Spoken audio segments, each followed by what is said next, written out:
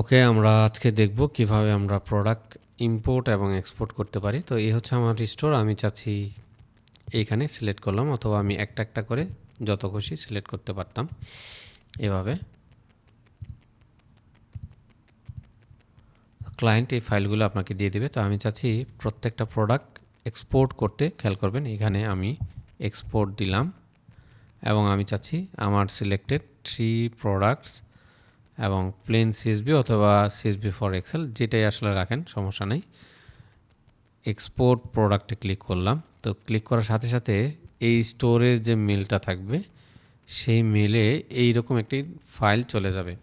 Maximum ক্ষেত্রে client নিজেই এই ধরনের ফাইল এক্সপোর্ট করে অথবা অন্য কোথাও থেকে তারা এক্সপোর্ট করে এরকম একটা ফাইল দিবে, দিয়ে বলবে যে আমার এই প্রোডাক্ট ফাইলটি তুমি আমার অন্য একটি স্টোরে অ্যাড করে দাও, অথবা আমরা রানিং যে স্টোরে কাজ করব সেইখানে আমরা ইম্পোর্ট করব। হ্যাঁ, তো আমি আরেকটা আমার স্টোরে গেলাম এবং ইম্পোর্টের এখানে আসলাম।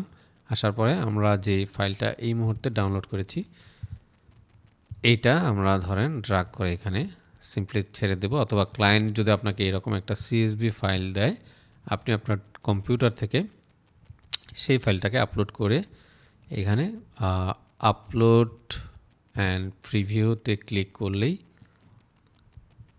কয়টা প্রোডাক্ট আসলে দেখাবে। এখানে 3টা প্রোডাক্ট দেখাচ্ছে। You are promoting file. আচ্ছা, এইরকম হওয়ার আসলে কথা না। যাই হোক, আমার ক্ষেত্রে এরকম হচ্ছে একটা প্রোডাক্ট দেখাচ্ছে এখানে টাইটেলে, বাট আপনারা যখন আপলোড করতে যাবেন তখন সমস্ত প্রোডাক্ট এখানে চলে আসবে। ইম্পোর্ট প্রোডাক্টের এখানে ক্লিক করলাম